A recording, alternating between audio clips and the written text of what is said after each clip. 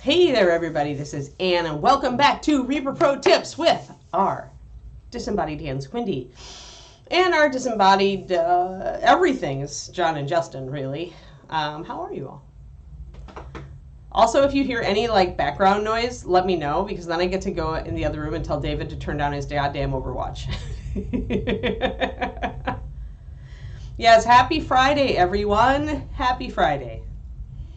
Yeah, because he's off today. He took Friday off because he's a stinker. There we go. But yeah, so today. So I figured we would work on Ghostwalker Lady. I did think maybe we could do a thing, because these are squarish cobblestones, and I thought maybe we could rebase her since I had this base already. So maybe we'll do that, but first we need to... I really want to get a highlight on her skin, an extra highlight on her skin. And I want to get the back of her sword done. And think about, I don't know, I like how her cloak is reading right now. I don't think I need to much ado. Oh, he's playing. No, the finals are not until later today.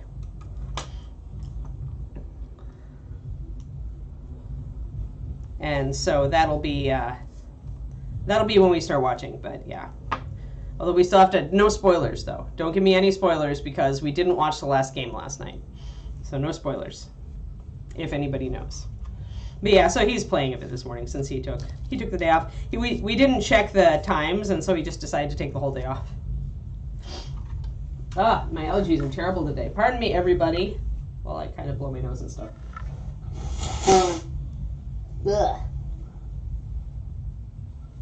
We're getting a lot of rain, not rain, but sprinkles, right? So the mold, it's wet here. So the mold counts are up, and that's when I just start, Yes, but anyway. So it's a lovely day. And the Kiki is silly. Just saying. Yeah, take your allergy meds. You can rely on me, Quindy. It's like clockwork. Ann's sinuses draining. Quindy remembers to take her allergy meds, right? It's funny. Alrighty. Well, let us endeavor to do something useful. How about that? Although, if I want to touch up her skin, I'm actually going to have to go into the evil Overwatch room and grab my pale flesh, which I think is what I want to use. Although I guess I could go. I don't know. Yeah, I think I do want to use pale flesh. So hold on. Let me go and grab it. We can at least try it, and I'll be right back.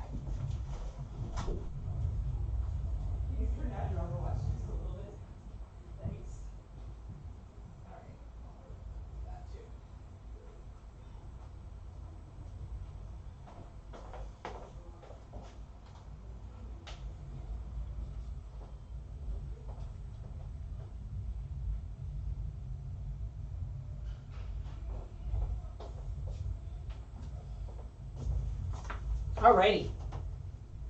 Oh, I had to turn down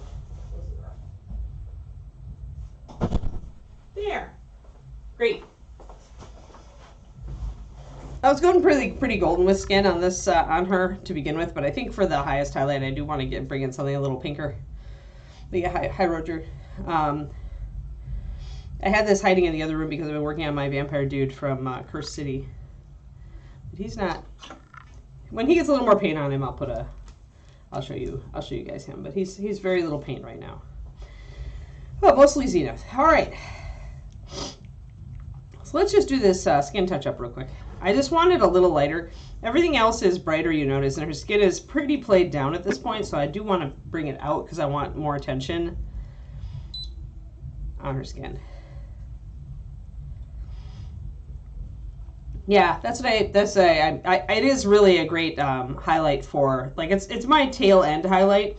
I go up to pure white usually on vampires after that, just a little bit. But my foundational top highlight is pale flesh. Just a really good vampire color, because you'd think it would pink them out, but because it is so very light, it actually doesn't. But it doesn't have the warmth to it, you know. It's cold, so it's good for vampires. Very good for vampires. Alrighty. And if we finish her, although, if I'm going to do green stuff, we're probably okay. But I've got Mouseling here too. We could work on him if I run out. I was looking through my minis last night, but I didn't make a solid decision about who I wanted to do after Turvyn. I probably will reach for some more of the Reapercon models. Now, one thing I do like to do, if you're going to be thinning this way down, I like to do 3 drops of this and 1 drop of pure white for the higher pigment count. And it just, I think, thins just a little bit better.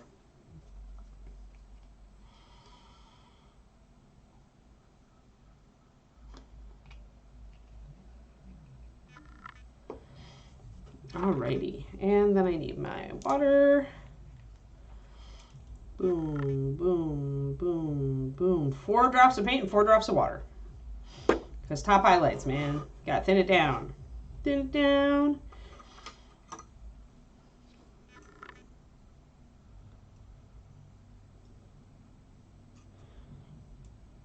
So one of my patrons was in a miniature painting class who apparently the instructor told him that you should never thin paints with water.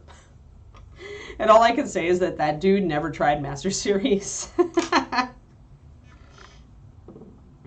It's true though. Like other paints with heavier bodies, they don't thin well with just water. But MSP does, and this is why MSP, guys. So be sure to point that out. Like that's a specific choice that we made in designing the line.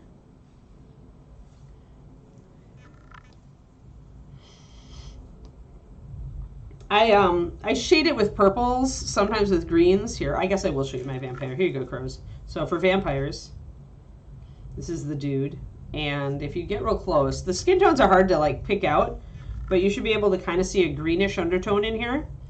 But there's also like a purple bruisey undertone in here. So what I did is I actually mixed Grave Gloom with Orchid Purple for the shadows on the skin, and then brought it up with Pale Flesh. So yeah, so he's getting there. I need to work on that other hand. All right, so let's get this and see if I can make it work. First of all, I'm going to see. It looks like it's got a pretty good consistency. Well, it's like when you have a heavy body paint that's more based on a vinyl latex blend instead of an acrylic, those paints do fall out of solution with water really easily. And so I can see if you're an instructor that has never tried MSP or is not up on paint chemistry and understands why, you know, the why of stuff, I can see why you would have that opinion, right? And we do this as painters a lot. We make statements, but we haven't really, sometimes our statements are born of the fact that there's stuff out there we just don't know about. That's why I always give you guys kind of the qualifier of, but this is just based on my own experience, right? But here I can definitively say that there's at least one paint line that thins really well with just water, and we be using it.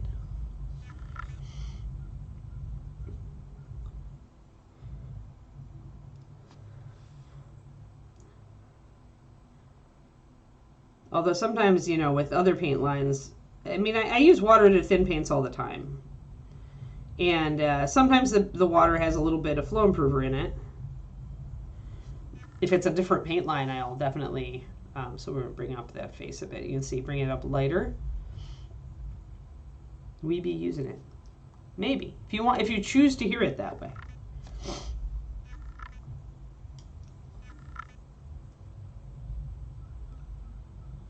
Yeah, this paint is very, very pale, but I gotta be careful.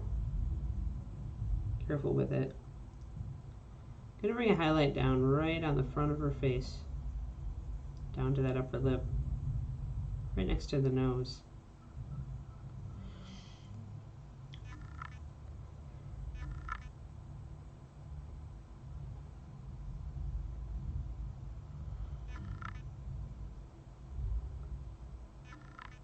And then a tiny bit, even though her chin is sunk into her hair, I can get a little bit of light down there. There. Now her face is far lighter. I like that a lot better. And then I'll get tips at her ears. Get those ears highlighted a little bit more. go down here and get the hand. I think I need even a little bit more water. Now I'm 6 drops of water to 4 drops of paint. And we'll see what I can do with this.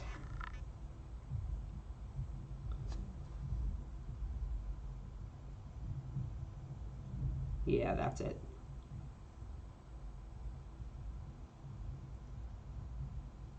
I could run my paint a little thicker for the face because I was mostly doing just spot. But if you want it to blend, you've got to thin it down. Also notice it is not falling out of solution, folks. That's part of why I put the pure white in there too. The higher pigment content helps with that. But this is what MSP is made to do.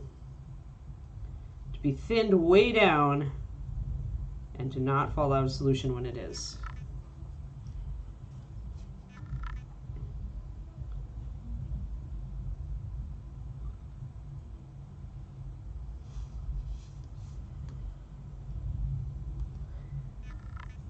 I'm going to put a glaze of this.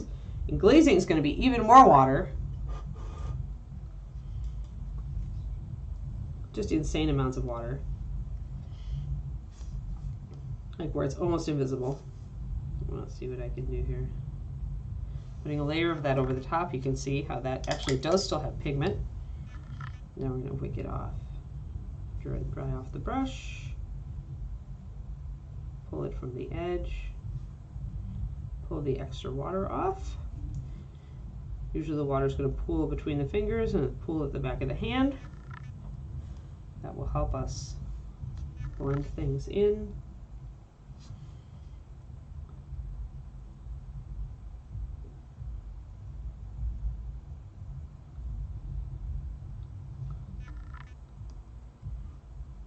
Get overall lighter. Still have a little bit too heavy here.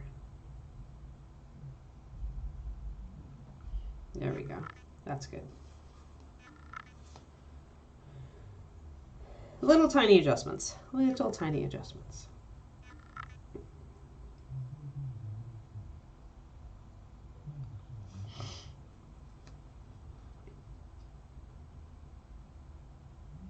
But yeah, it's kind of a shame that there are so many paint lines now that are made in those heavier bases that just don't thin well without falling out of solution. And mediums seem to be the answer that everybody is trotting out for this. But mediums do change, like the surface tension, drying time, you know, the nature of the drying, the texture of the paint. I mean, they change a lot of stuff. Can you adapt to that and absolutely get used to it? Sure you can.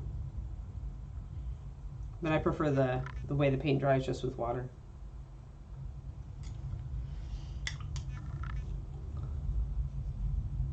So just a little bit of picking out the bones on the back of the hand, which you would definitely, you know, see those ridges. If they're sculpted, we pick them out. It's good. I think we're looking pretty okay at this point. Yeah. Had to bring that skin up a bit. Great. Now we'll go back and we'll deal with the sword.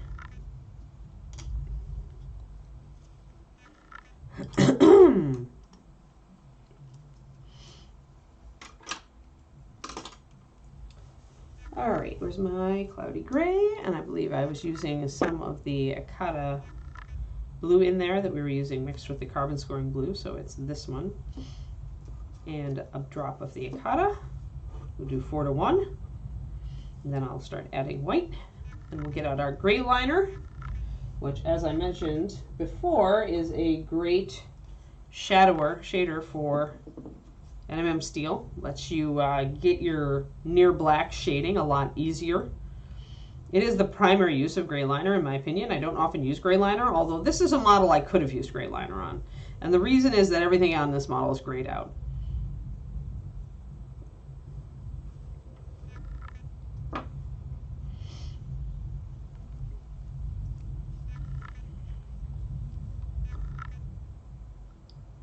But yes, otherwise I love using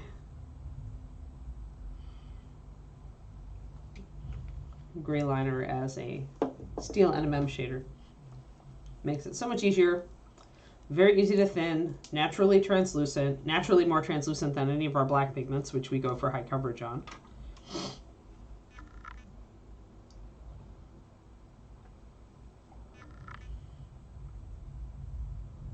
I love this Akata blue. You should all run out and buy Akata blue. It's wonderful. It's a really pretty pale blue, grayish blue. Very nice. Very nice. We like it.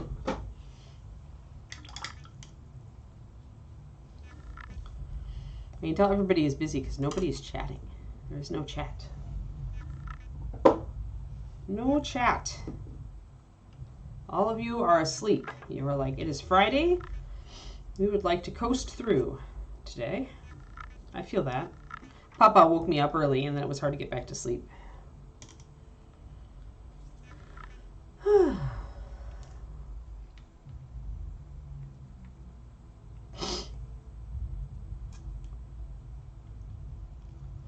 But yeah, as far as being the student that goes, actually, Agent Marvel, I have to shut my mouth so often at conventions and stuff. Like if a new paint line comes out, like if I'm at Adepticon, when Pro Acryl came out, I was listening to the person in the booth talk about it, and it took all of my willpower to not say anything. Because it's very hard when you're an expert in a field to hear someone else talking about things in that field in a very non-educated manner, simply because they're essentially parroting what their paint production company has told them. And so you know it's not their fault, and you're tempted to set them straight, but you know they're not going to take it well if you do. And so you just shut up.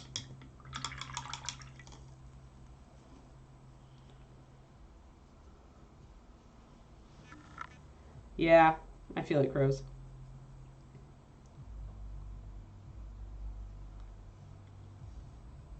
Ah, yes. That's a serious job, Miss Dim.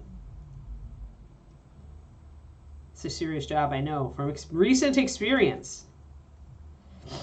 How is the new pupper? Are you enjoying him?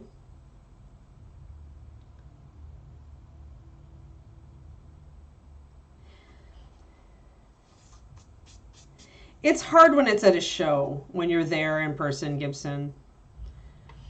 Especially when you're like an educator like me, where my immediate, like, you know, instinct is just to say, but actually this is how it works, you know, but especially when you know, and I hate to say this, and it's, especially when the person talking is obviously one of the people who's like, I am an authority. You know, when they've got that thing on where they're the authority, you know you can't undermine that. You just got to back off. Either they will eventually learn about, you know, paint stuff, or they won't. You are good, Miss Tim. Vet visit this morning. 1/10 of a Kiki, yeah. Kiki was 42 yesterday when we went for our orthopedic exam. Make sure her joints are all happy. I mean, as happy as a growing puppy's joints can be anyway. Mostly they're rubber, so. I'm going to mix up some gray liner, and I'm going to put a brush full of my gray in there just to lighten it a little bit, make it work a little bit better. Wow, I may have to take a Benadryl. It's one of those days where the state of California would like to kill me. So just a drop full of your blue gray, or your gray with the blue in it that you mixed. We'll bring this up just a touch to kind of a charcoal color. You can see it. But that's actually fine for a shadow. You don't need to go pure black for your shadows on steel. You just need to go near black. And having a little bit of our base color in there is just going to help this all blend together better.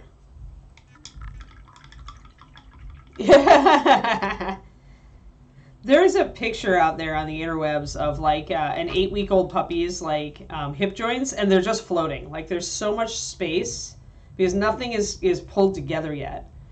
And it's scary. It's scary as heck, but it's why your puppy is rubber.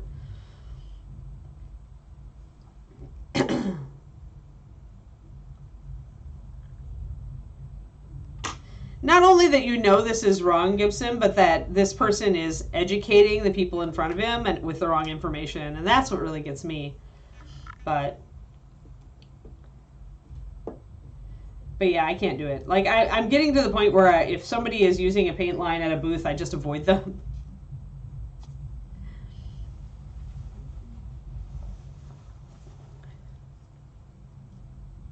Aw. Sorry, Agent Marvel.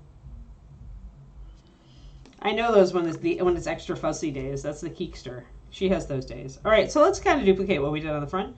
We have a little bit of dark up here. We have a little bit of dark in the middle, and then we're just kind of like repeating. So we're going to grab a little bit, and I've thinned it about 2 to 1. I could thin it more if I wanted to really blend it. If I'm going to wet blend it, though, I need it a little thicker.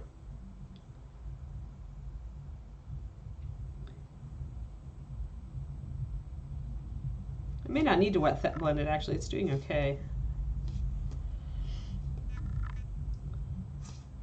Yeah, I mean, and then you get tempted to just ask hard questions.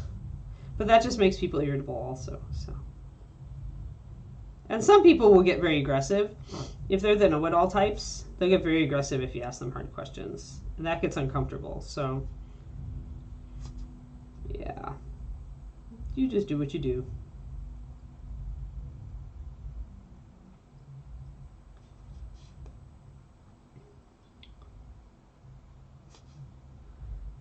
But yeah, all I can do is pretty much try to educate people and answer questions on the stream and on my Patreon and on my YouTube.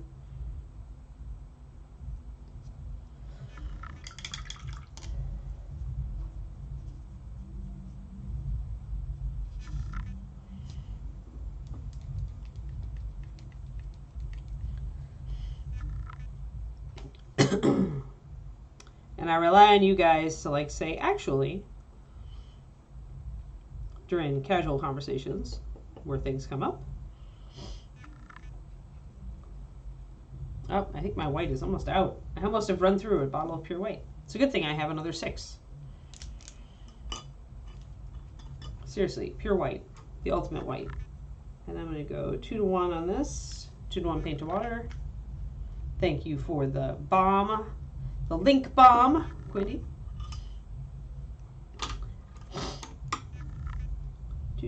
Do.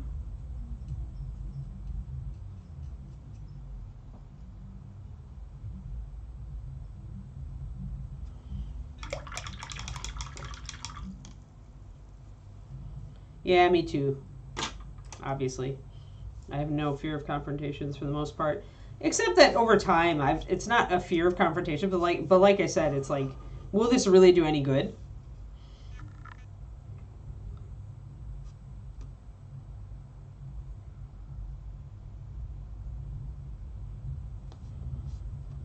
And I feel it's not like, and I feel kind of bad for those people because like they're just saying whatever their paint company has fed them. They don't have any direct experience or knowledge, so it's not their fault.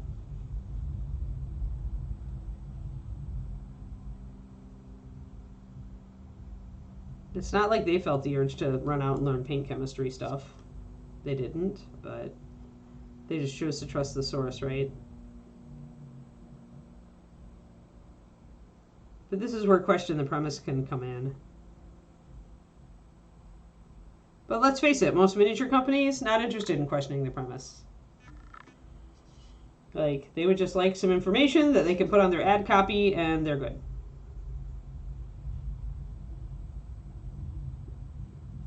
What you have with me is a rare thing, people. I actually care.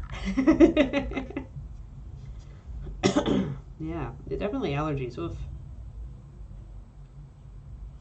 I'm going to do just a really tiny band of pure white in there, but I want to add a tiny, tiny bit of gray and spread that out.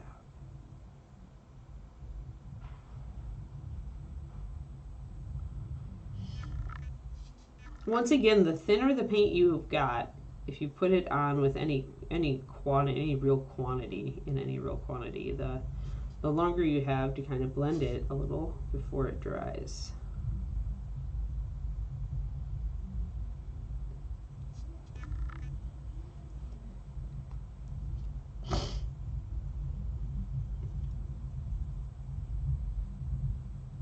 Oh, sure.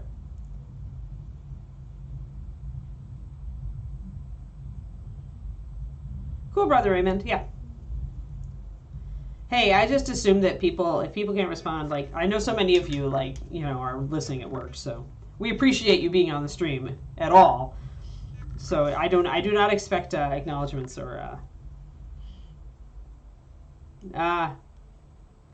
yeah, well, some people are just they've got the paints that work for them, right? And there are a lot of people who Reaper paints, like, there's definitely a style where our paint doesn't work as well. Like Marika Reimer, who used to, you know, be winning all the competitions.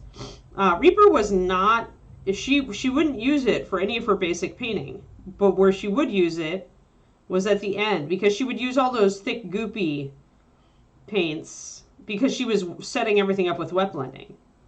But then when it came to the end, she needed the paint to actually adhere to the model, and so to reduce rub-off, she would put glazes on of MSP. But some painters, you know, they find a paint line that they like that works really well for them, or a couple of paint lines, and that's what they go with, and they don't mention other paint lines. I mean, you don't ever hear me mentioning Poly S or something, you know, like, you don't hear me talk a lot about a lot of other paint lines. There are a ton of paint lines out there that I don't talk about. And sometimes that's because I just, you know, I've got my sweet spot and I haven't gotten to those paint lines yet.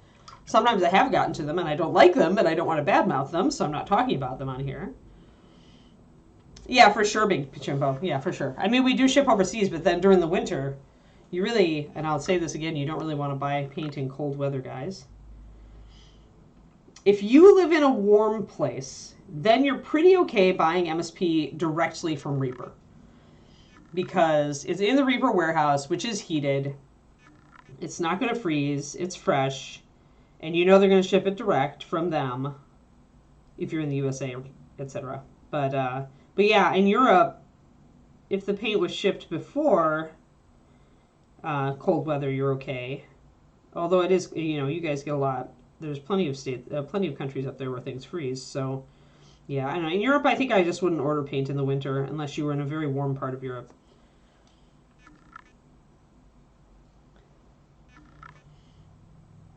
But in the USA, if you are in a warm area and you order direct from Reaper's North American headquarters, because Texas seldom freezes, you're pretty safe.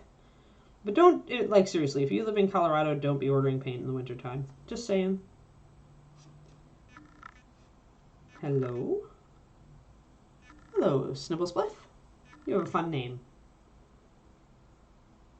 I am doing tiny wet blending on this sword to try to make it all nice and shiny.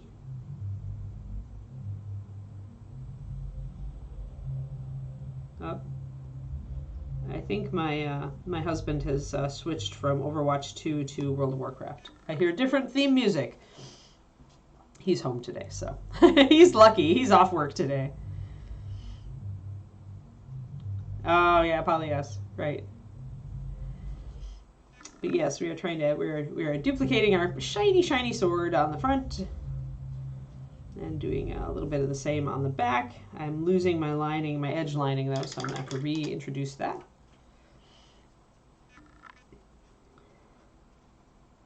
I think I'm also gonna take and just put a little bit of a shadow all under this side, and then I will.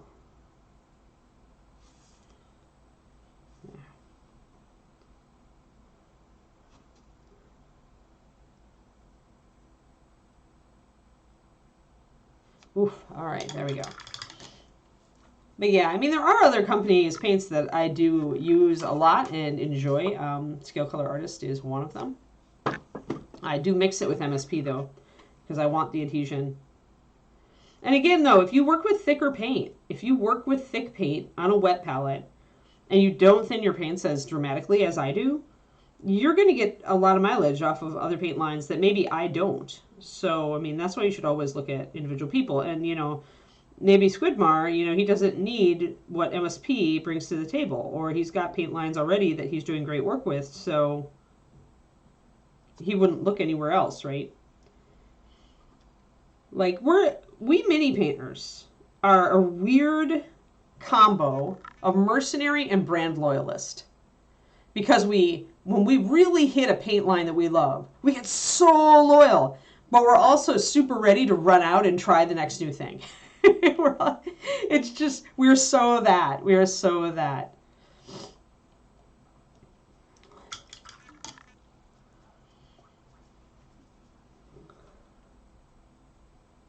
Alrighty, let's block in some shadow work here. Shadows, shadows. There. And we'll keep the top of the blade, the tip of the blade, lighter.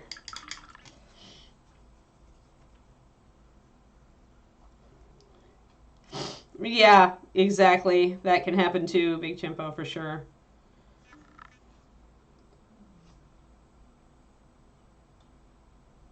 Although some paints, I think, do pretty good on both. But again, you got to be able to thin it and have it stay in solution. And that usually has a lot to do with the resin, which may also affect just how well it works in the airbrush and the results you get. So I'm going to thin my base a little bit here. It's getting a little bit thick. I need to wet blend to get these blends to go. So I want a little more water in my paint.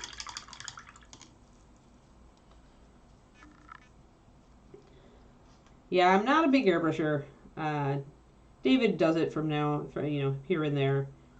We are now ready to set up our 3D printer in the garage, which means we are now ready to set up our airbrush station in the garage, which probably will make me airbrush a little bit more, because my big thing is just like setting it up, using it,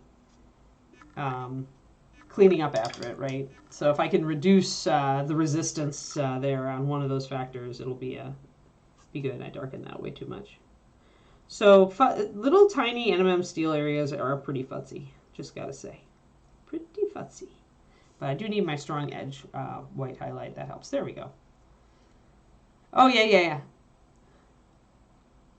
Yeah, I remember that he had done MSP as a second on that. But, it's nice that he at least gets what we're trying to do with MSP. But yeah, it may not be for him. It may not be for his painting style. And that's absolutely valid.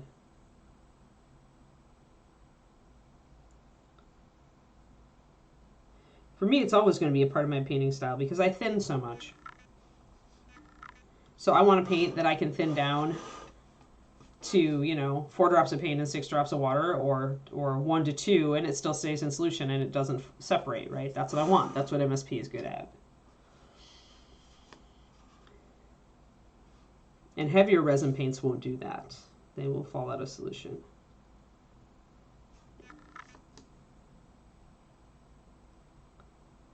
I never even used polyester. It was something that was carried in there was a game store, or a hobby store, I should say, that was mostly historical modeling in the town I went to college in, and they carried polyester. Nobody else did. Yes. Oh, yeah. Yeah, especially, yeah, that would be a big thing, too. Hi, Kodiak. Yeah, Beguiler, I could see how that would be I mean, everybody's experience can be different depending on how easily you can get stuff, and, I ran it in Texas. I had a really hard time finding Vallejo, for example. I got off on I was like, hey, I should pick up some Vallejo and, try them again now that I've, I'm so much more, knowledgeable and I can do a lot more with my painting. And then finding it was just a battle. And so, yeah, not being able to find the material, especially in Europe with MSP, it is still harder, even though we have our ordering hub in the UK. But of course, now that, Brexit and all that, I don't know how easy it is to get, or how expensive it is to get stuff from the UK to mainland Europe.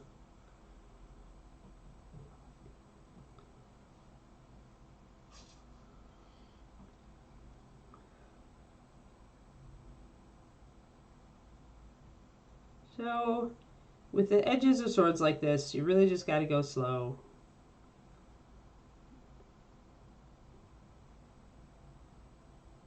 And remember that if you make it a little wobbly, you can always come back with on the other side of the blade and kind of even it up when you're doing this white line.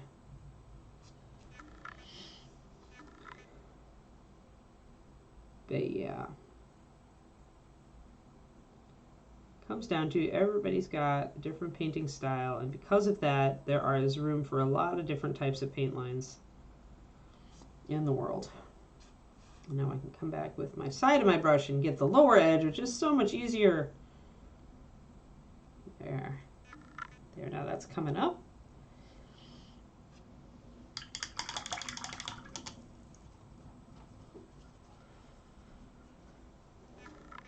But yeah, I am glad, I've said this before, but I'm glad that MSP is its own beast. Nobody else has really gone in the direction we did with transparency and thinnability and adhesion. Everybody else seems to be going for coverage, and it's probably why most paint lines in the hobby are made by the same paint companies, right? So they're going to be using the same technologies, you know, and maybe they're trying to kind of push their technology one way or another if the company that's hired them asks for a specific thing. Like, I can see it's not uncommon for a game company to add for, you know, more of a matte finish or less of a matte finish or a little bit better adhesion or whatever, but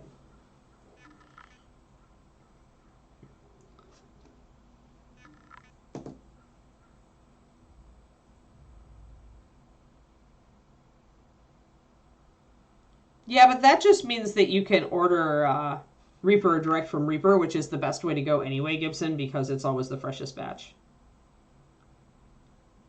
Having worked in a paint department for 17 years, I can tell you there is a difference with super fresh paint. Like, it's minor, and perhaps I'm imagining it. I find that there is a difference, though. And it's more a difference, like, with fresh paint versus a couple years old paint. But with a game store, you just never know how long that paint has been on the shelf unless it's a brand new color.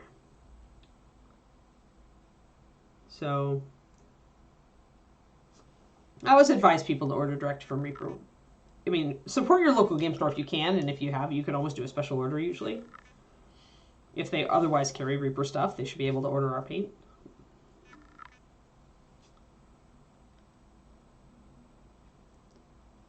Yeah, online ordering, I mean, there's a reason Reaper's internet, like when I started at Reaper in 2003, internet was so slow that it took one person 1 to 2 hours a day to fulfill orders. Now, when I left Reaper in 2020, the last time I saw the internet department, it took at least 5 or 6 people all day, and sometimes overtime, and sometimes and working on the weekend to fill all orders every week.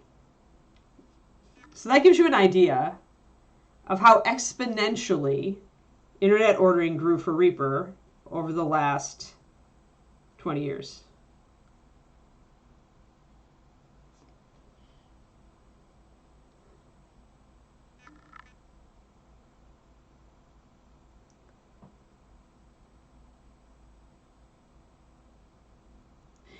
Yeah, it can be good, but crows, yeah, just be careful. I mean, some of those colors do settle out, so if it's been too long and the paint hasn't been moved, even Reaper will have a shelf life. Ours just doesn't settle out as hard because our resin is finer. That's part of the translucency factor. So other paints that are very thick, heavy-bodied paints, Vallejo Model Color comes to mind. Those will settle out. Some colors are especially prone to it, and I wonder if it's the pH value. Like oranges and yellows in Vallejo I found were really, really dicey if they've been sitting on the shelves for long.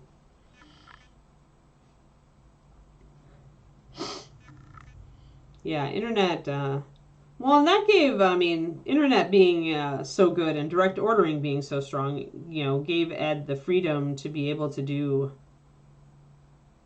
stuff. Like, for a long time, I think, I don't know this is like purely my conjecture, but it would not surprise me to learn that for a long time Reaper did not go to Kickstarter because Ed knew that the distributors would get really, really angry. And before we had a lot of internet ordering and direct ordering, the distributors had a lot of power. But once our internet was really flourishing and was a significant portion of our sales, then we didn't really, the power of the distributors was not nearly as strong. So, and we know, like, I remember game stores and distributors when we first started doing Kickstarters being pissed at us. Like, Ed going to trade shows and coming back and saying, yeah, they are angry. Because the stores and distributors both were just all convinced that people were going to buy the stuff on the Kickstarter and they wouldn't have any sales afterwards. And this was just like they didn't know, right? And maybe with other products that's the case.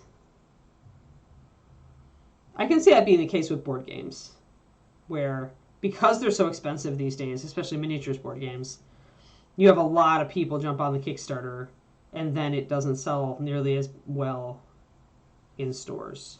But I guess that also depends on the reviews, right? Because the Kickstarter people are going to get the game first, and they're going to review it. And if it's not a very good game or it has a lot of holes, then you're not going to get great sales afterwards, right?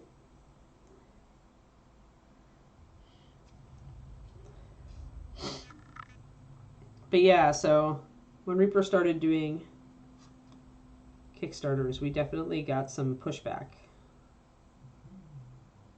But now it's just what we do. It's just what everybody does. It's not... You know, there's really no point in yelling about it anymore. It's just what happens. There we go. So a little bit of glazing, a little bit of wet blending.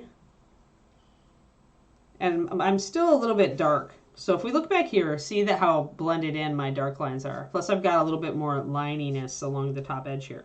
So I'm going to come in and grab a little bit of my mid-tone, and I'm going to make a glaze with it. So thin it down. Another drop of water. So it's really, really see-through.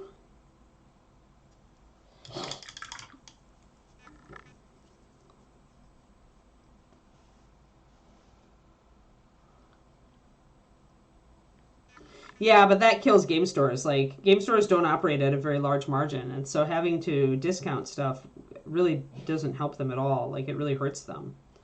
So you got to keep an eye on that. It isn't always just the stores aren't necessarily being greedy. It's that the stores operate at such a slim margin.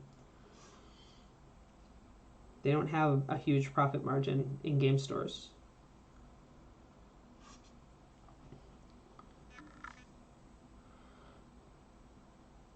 So I'm going to glaze this, over the darks, just to take them down a little bit, integrate them a little bit more. See how nice, how that's now looking a little bit better. Let's go back over here. You see that I did actually put a fair amount of dark at the tip of the blade there, and I went lighter back here. I think I want to go more mediums. I have a little bit too much light back here, I think.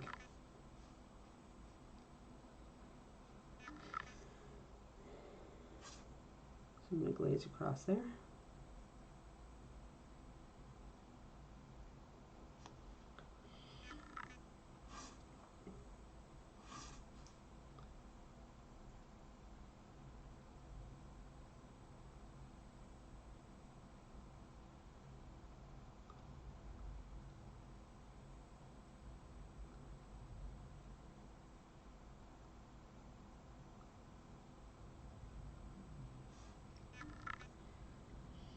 So minimize my whites a little bit there, bring it a little more dark.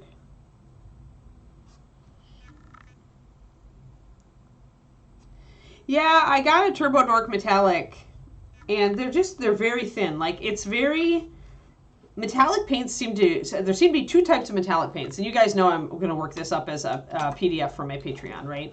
So the other day we did a whole thing on metallics. I think we did it on Halloween. And I ran a bunch of different metallics through their paces and kind of talked about the what's and the whys. But there seems to be this this thing. It's either which flake you're using, or how fluid is your base, right? The Turbo Dork base with the paint that I got is very, very thin. And their metallics, as well as their color shifts, seem really like you're supposed to put 4 or 5 coats, which isn't typically what I want in a metallic. Oh, that would be freezing then, Joe Ferk. So what makes metallic paints, specifically metallic paints, turn to chalk? specifically is freezing. And if you find that the paint is like separating and chalky when you squeeze it out and it's not a metallic color, that also is due to freezing. That's entirely frozen paint. The paint was frozen on the way to the distributor or the game store or to the company itself if they, order paint from elsewhere and get it shipped to them. But freezing does that to paint, and it's impossible to bring the paint back. Water-based paint is very vulnerable. It has to be frozen. It's really cold, doesn't count. It can get down to like 40 degrees. But if it freezes, what essentially happens is the resin particles, which is the body of the paint that fixes the pigment in place, those will, essentially the water will freeze, but the resin can't freeze. So the water will slowly freeze and it'll push all those particles out of solution. The matting agent and the resin and everything like that. And then essentially they're out of solution permanently. So when it thaws, the water is separate from those things. In a paint mixer, if you think about when you put a salad dressing in suspension, right? If you think about that kind of thing, help, what's the word? When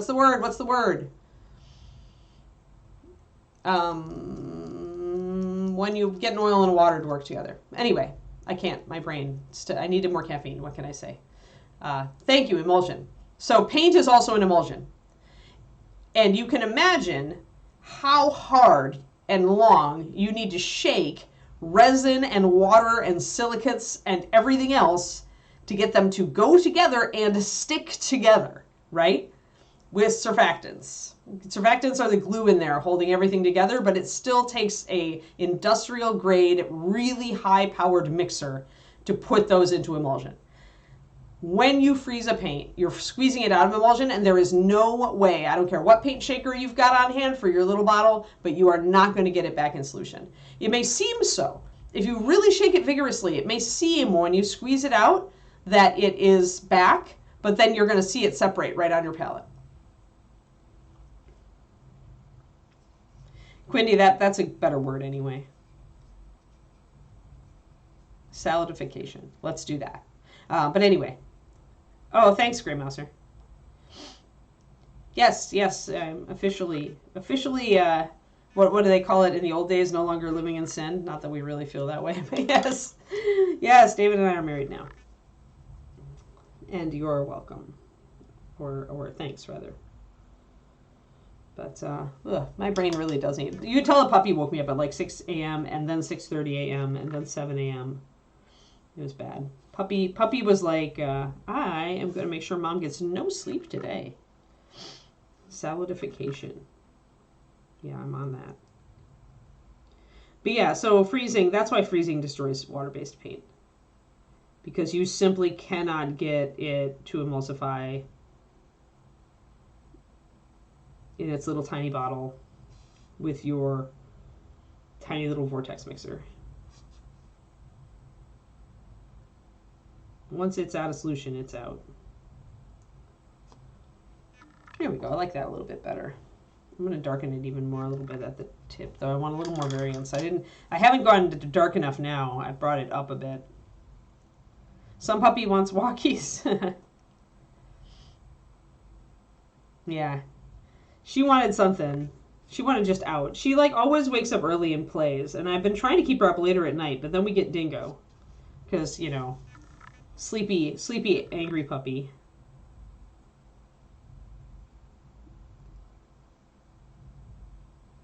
And then, of course, we're going to have daylight savings, and that's going to, like, totally screw up everything. I fear the daylight savings puppy.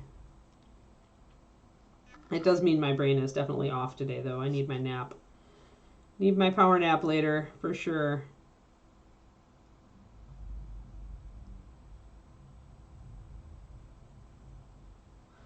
So I'm having to muck around with this blade a lot more than I thought I would, but that's okay.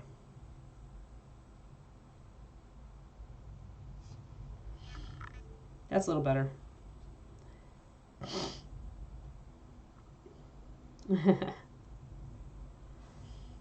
Well, it's just like angry, sleepy children, right? Same thing.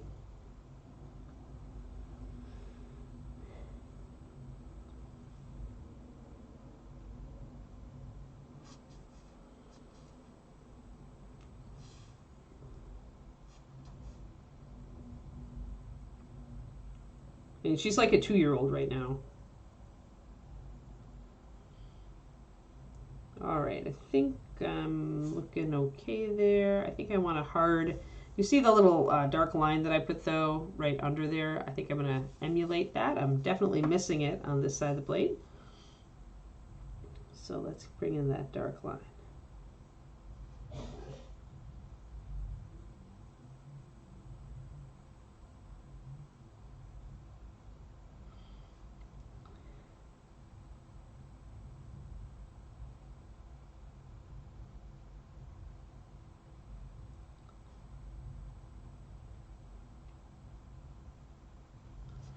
All right, so that's nice. That adds some dimension. I'm going to, yeah, power naps are a thing, man. Even in college, I was a napper in college. And then I just, my schedule forbid me to nap for a while, for a long time. But now my schedule permits me to nap again, so I am back to it.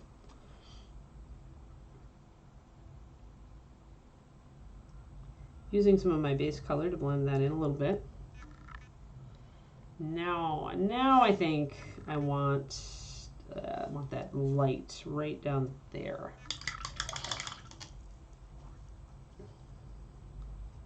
Yeah, I love being able to nap. It really resets my brain and gives me more energy in the evening, which is good because David is a night person, so he often wants to do things in the evening. And if I don't nap, I don't have the energy. Then he gets sleepy, angry Anne.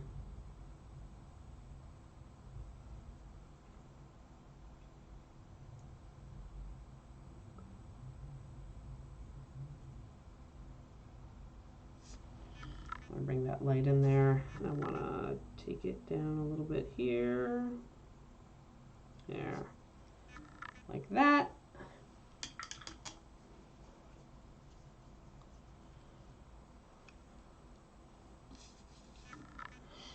Could be the time you nap. I know there is a point past, in the afternoon, there's a point past which I cannot nap, or I will not be able to get to sleep. But maybe your body isn't set up to nap anymore. Who knows? I mean, I'm fortunate in that since I make my own schedule, I can make it very consistent, and that helps, I think.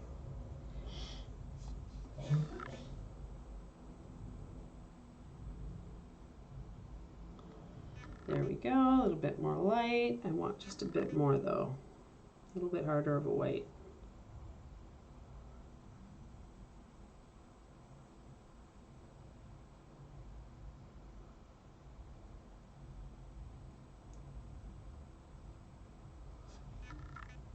There we go. There's our shiny white. There's our light source.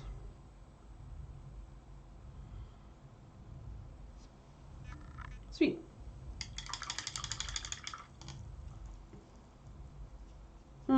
Yeah.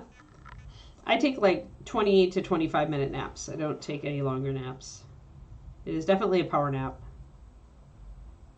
I learned that if I did do like an hour, I was screwed, so I have to take tiny nap. Tiny nap works. All right, eyeballs. Nappuccino. Yes. Yeah, Agent Marvel. That works. That works. I've heard there's a sleep book I was reading that they were like advocating. It was a research study, I think, that advocated that particular way to do it. I need an off-white. She's got actually pretty big eyes. I think I want let's see here. Where's my bleached linen? There it is. So we're gonna use bleached linen, an off-white for eyeballs. Yeah, 3 to 4. I always set an alarm. I lay down, I set my alarm for half an hour. I know that it'll take me 5 minutes at least to actually fall asleep, sometimes 10, so that gives me a 20 to 25-minute nap, and that seems to be perfect. I find with my power naps, I'm not groggy at all.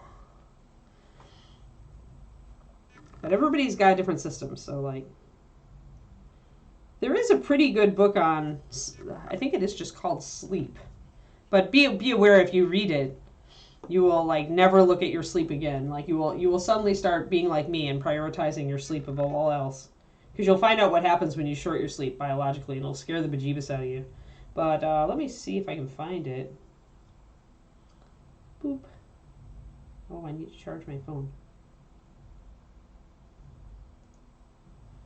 No, I need to search my libraries, you silly thing. Let's try this. No. How is it that, like,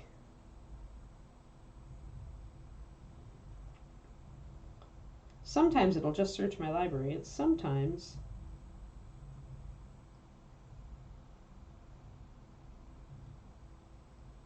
almost there.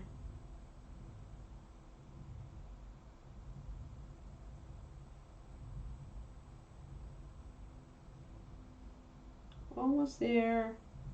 I'm pretty sure I had this on.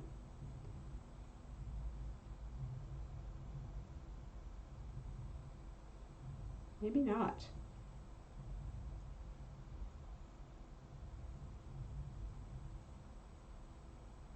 Well, if I can't find it soon, I'm going to just give up. Wow, I have a lot of audiobooks. I would just like to say that. No, I didn't. I couldn't find it. Huh. I thought for sure I had that on audiobook.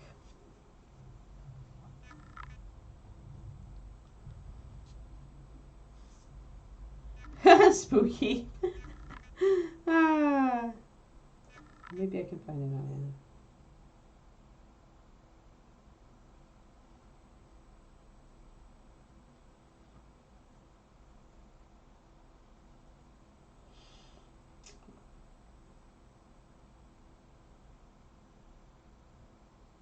Yeah, Dr. Seuss's sleep book is indeed a thing.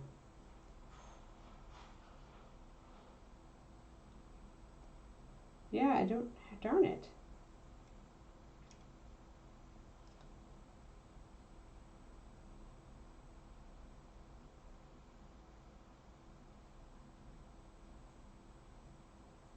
Oh well, I'll have to try to find it later. But there is a book all about sleep, and it's full of studies that they've done on sleep, and some of them are pretty scary. And some of them are like life hacks.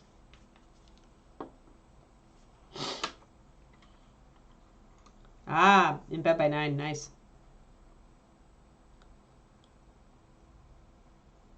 Wow, Joe Ferg. Yeah, I can't do it. Like, I cannot do it.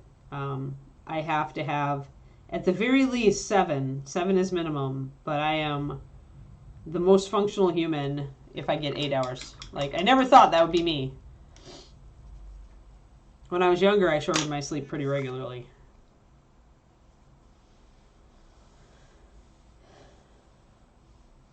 Yeah, it can be no time for bull. Like there's some pretty convincing science out there that sleep impacts a lot of brain activity, a lot. Yeah, that's one of them in the sleep book that I was talking about.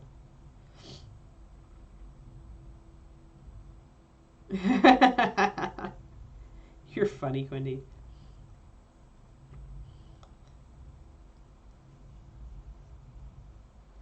But yeah, they have tied it to lack of sleep. They absolutely have tied all of those things to lack of sleep. And it's not everybody, right? But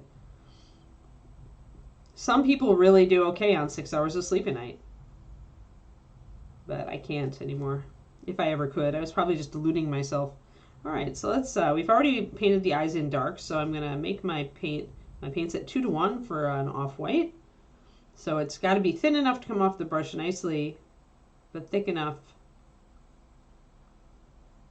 to leave a convincing white.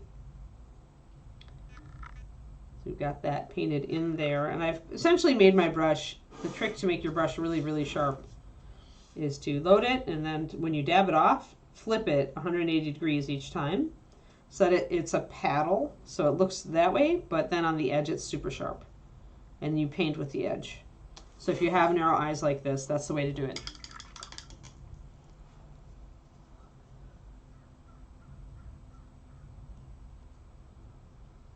Yeah, Like Great Mouse are like I've noticed that too. Like I can't go to bed after 11. Like these days, if I go to bed after 11, it guarantees just because the puppy's going to get me up, right? She's going to get me up in the morning, so I have had to start going to bed a little earlier.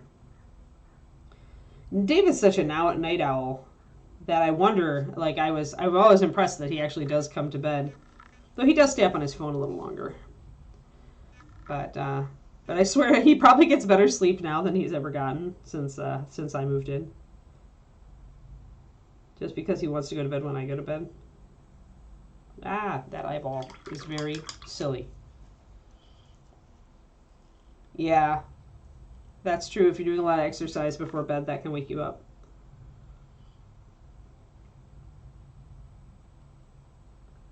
All right, let's try this again.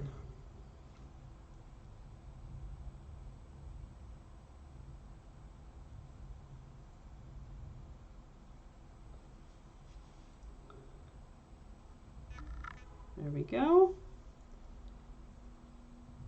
What in particular, Dogfather? I said several things about eyes. What did you say? What do you mean?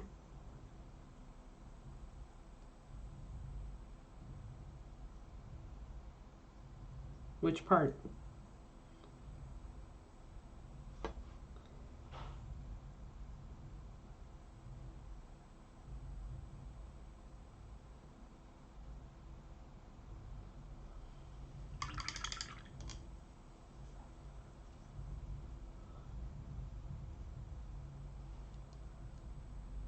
Hello, Lone Goldfish. Good to see you. Haven't seen you in a while.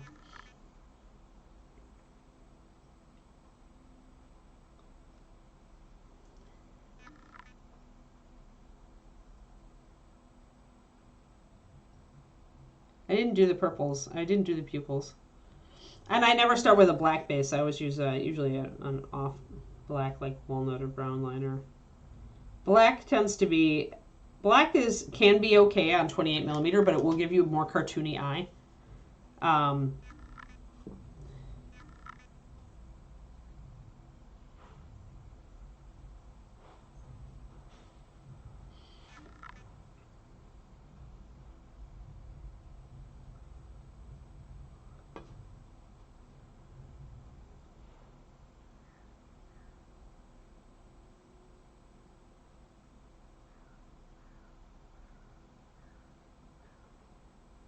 There we go. So probably what you heard was me shaping the brush, Dogfather, in which case you dip it in to the paint, and then you dab it off, but then you flip it 180 degrees and dab it off, and you dab it off, and you dab it off, always flipping it 180. So one way, it's going to look like a paddle. But then when you turn it on its edge, it's super narrow, and you paint with the edge. When you have super narrow eyes, that is the way to do it.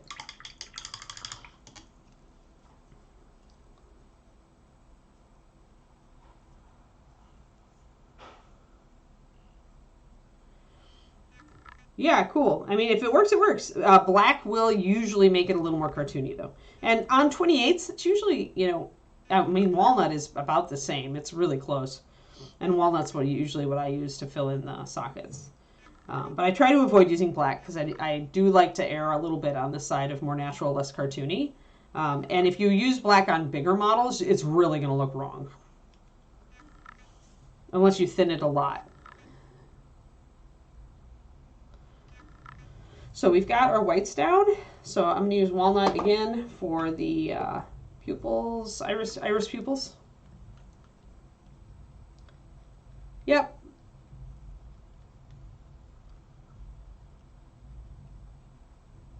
Yeah, cool if you like it. I just always found black was a little harsh for me. And usually that's pupil placement more than what color you use, but maybe I'm wrong on that. At least when you're doing canvas paintings, it's the pupil placement that gives you the following eyes. I need a pokey tool.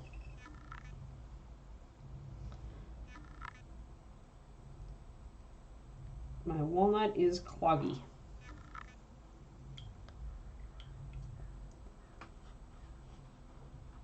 Or what's that word they use on Great British Baking Show? Claggy? When it's like goopy.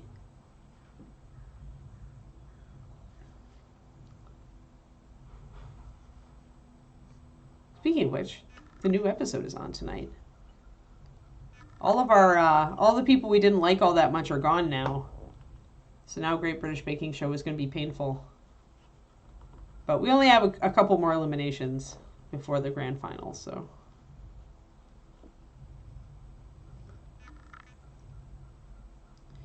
Oh, I use the Reaper Poke Tool. Reaper Poke Tool.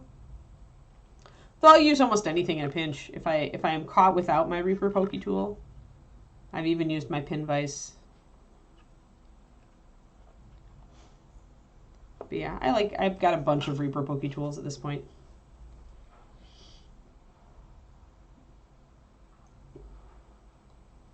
That's true.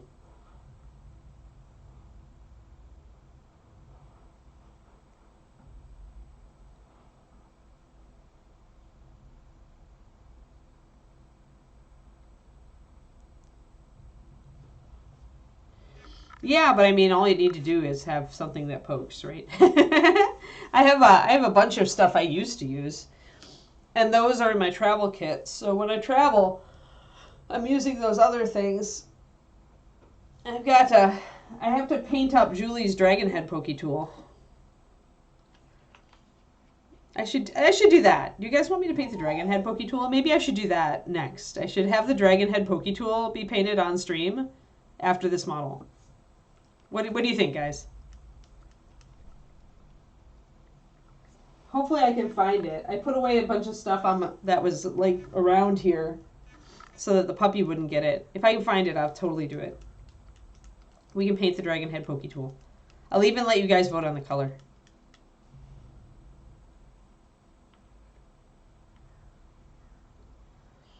David's actually started using his dragon head Poke Tool, Julie, because you told him that it was, once you pointed out it was more ergonomic, he actually was using it when he was airbrushing the other day.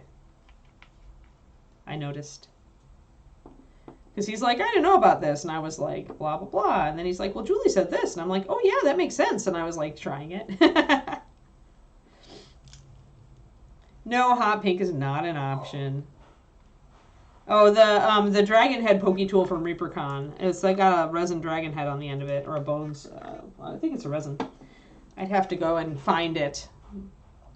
Sadly, mine is in my closet, I think, right now, because I had to move it so the puppy wouldn't chew it up.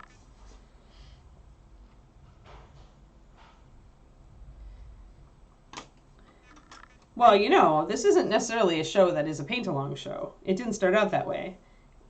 It would allow me to talk about dragon scale techniques and things on a small scale for reference on dragons that you painted. That would be my aim and goal.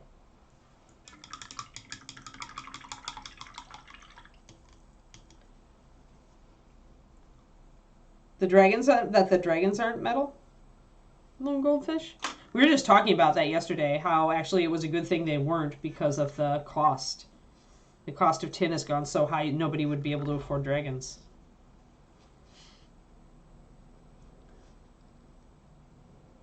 Yes, you're right. Now the puppy is older and the wedding is over. Yes, we have to talk about the painting Big Pokey.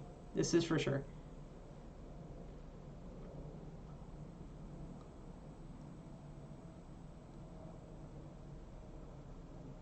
Oh, but aren't they? Like, these still are.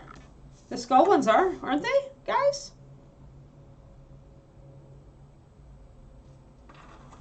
I thought the traditional Reaper Pokies were still metal.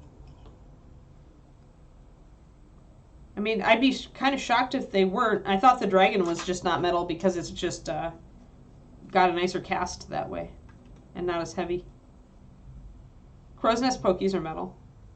Oh, it's probably for ease of like doing small batch. When you see that goldfish, it's usually a small batch thing. And if it's a thicker pokey, it often probably is ease of casting as well. So it's very easy to do a flat skull pokey, and it fills really well. But the things about casting something that's bigger and more solid and embedding the needle just might be difficult. Might be actually a mechanics thing.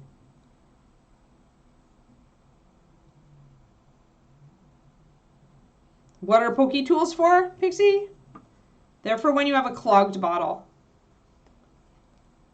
So if you have a bottle with a clog in it, you insert the pokey tool and you press down and then you undo and then it unclogs the bottle.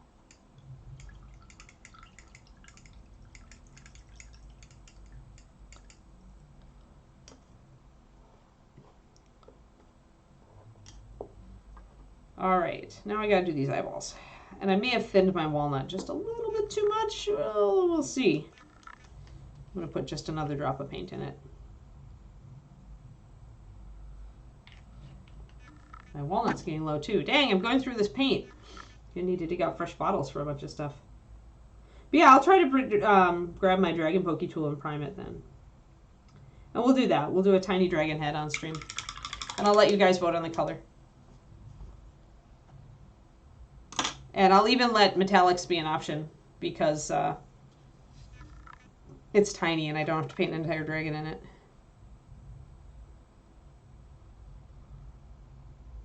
I see, sculpt, yeah. That makes sense because if you did the dragon one in metal, it would also cost a lot because that's a big chunk of metal, guys. And it's a pokey tool. Nobody's going to buy a $25 pokey tool.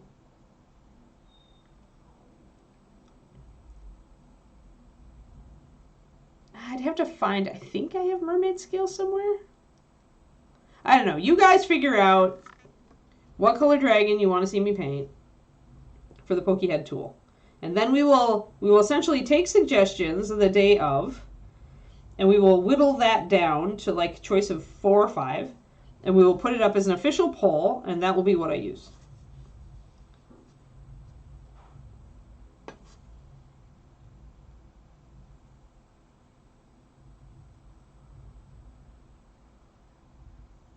These eyes are so thin.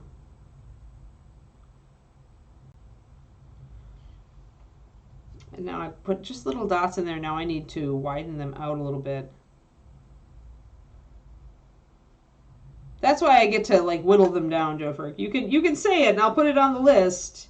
But if I'm not feeling it, I'm not feeling it. But yeah, we'll whittle it down to.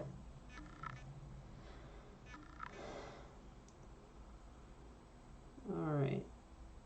I'll widen out these eyes just a tad. So once I've got the dots in there, I need to widen them out so she doesn't look like a cat. But the danger is that you can easily lose your white.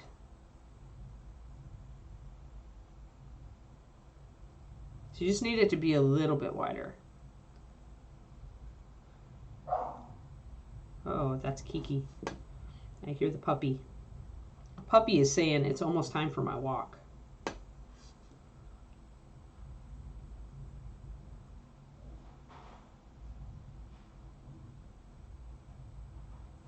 So just a reminder, guys, I'm not going to do my personal stream tomorrow since I'm kind of taking the day off today to watch the Overwatch League Grand Finals and to hang out with my beloved. I'm going to work tomorrow instead, so I need to be working on my Patreon and stuff tomorrow for you guys.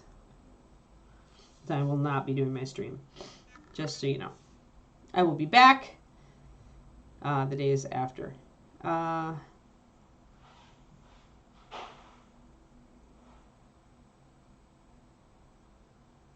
Yeah, that's true. L5s can be more forgiving, but you still have to worry about losing the white, right, Derek? Yes, Overwatch League. In fact, if we did not have a puppy, David and I were just talking this morning. We're like, if we didn't have a puppy, we would totally have taken our honeymoon to go to Anaheim and watch the Overwatch League Grand Finals. Because we're nerds, folks. We are nerds. All right. I need just a little bit more on that eye. I also need the upper lid. I think if I get the upper lid defined better, then I'm going to have it. No spoilers, Gibson. Oh no, I'm both. I've played it since it first came out, Goldfish, and now I'm playing Overwatch 2 with David. But yeah, I'm a support player. My mains are Mercy, Lucio, and Baptiste, and I'm trying to pick up Kiriko. Because I really like her. I like her aesthetic, and I like her kit. She's so hard to play sometimes to try to get the timing right. And I'm not a great player. I'm bronze. I used to be, I think the best I ever got when I was playing competitive was silver. So I'm very much at the low end of the Overwatch players. But the game is super fun and I really love it. And I used to play a little bit of DPS, but mostly just Soldier because he was the easiest for me. I've been tempted to try to play some Sojourn because I like her movement style, but...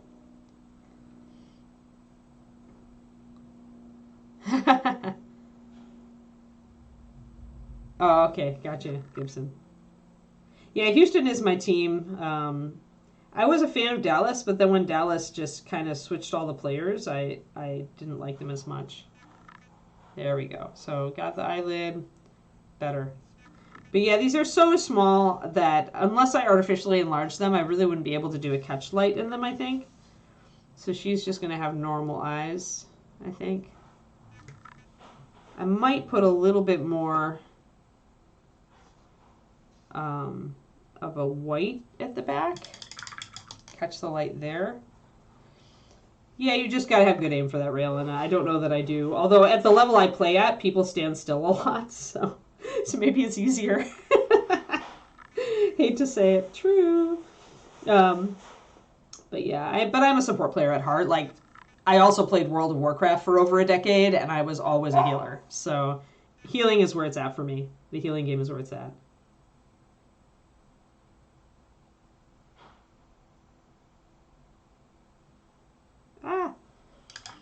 A little bit too much there. As I'm trying to get these finicky eyes adjusted. Finicky, very finicky eyes. Yes, much little puppy woofs here. It's kind of a shooter, Agent Marvel, and I've never played a shooter before, but it's also got characters that don't require aim. So it's kind of a superheroes shooter, is kind of what I would call it, because the characters all have, like, you know, there's the mad scientist type, and there's the genetically engineered monkey, and or gorilla, and there's, you know, and then there are people in power armor that has different abilities and stuff like that. So I wanted to play it because I love the aesthetic, because it's very engaging. The characters are cool. The animation style is really, really nice, and the maps are beautiful. So mostly it was the visual attraction, and then I played it and I had fun, and so yeah, I played it ever since. Yeah, and it's team. It's 5v5 objective based, so there's different maps and there's different objectives depending on the maps.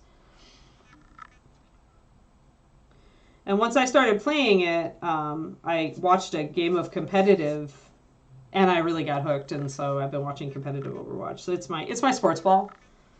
Competitive Overwatch is my sports ball. But today is the last day of the season because it's the grand final, so I'll have 5 or 6 months without Overwatch before the season starts up again next year.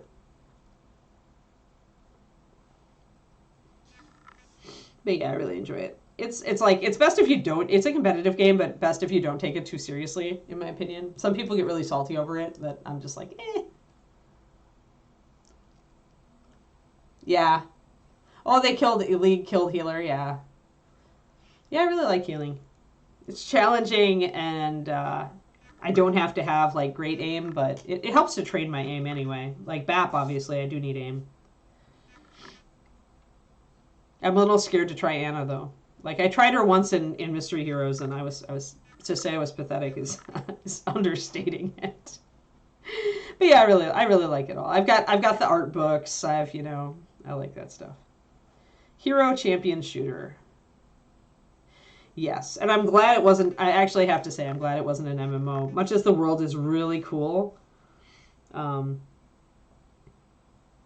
love Overwatch as it is. So it'd be cool if they spun off an MMO, if it was popular, if the world was popular, if they tried it. But MMOs are, I don't know. They've already got the mother of MMOs, right? Blizzard does. So I don't know that they need another one. Like, they've come out and said they never expected WoW to last this long. And yet it still is tremendously popular. It still attracts hordes of people every time a new expansion comes out. But yeah, I always called it a superhero shooter, because that's kind of what it is. All right, I think that our eyeballs are our eyeballs, and I think that I'm going to leave them for today because I don't think I have the eyeball or brush control to do them better.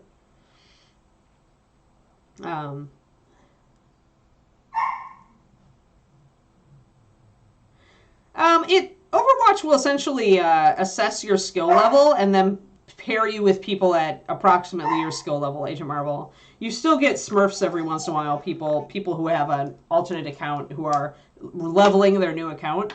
But usually they're only like at that level for like one game, so they're good. Oh, Crowley. Kiki, settle down. It's almost time, I know. But yeah, so that's what we did today. We talked a lot about paint and stuff and life and sleeping. And we did some M&Ms. And now our character just needs to be based. I like her. I kind of want to do something more than just cobblestones. I'm just trying to think of it.